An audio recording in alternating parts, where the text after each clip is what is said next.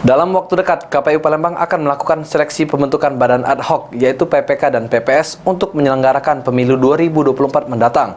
KPU sendiri menyediakan kuota khusus perempuan, yaitu sebanyak 30%.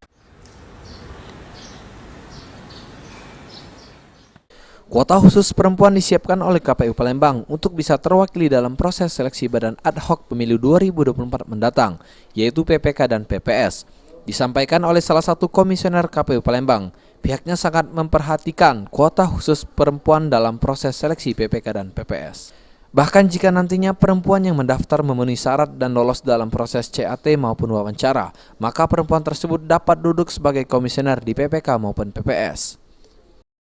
Kita tetap memperhatikan kuota perempuan sebanyak 30%. Jadi memang bahasanya memperhatikan ketika memang kuota perempuan itu memenuhi dengan persyaratan administratif dan persyaratan ketika dia lulus CAT dan lain sebagainya, maka dia memenuhi syarat untuk menjadi komisioner PPK maupun di PPS.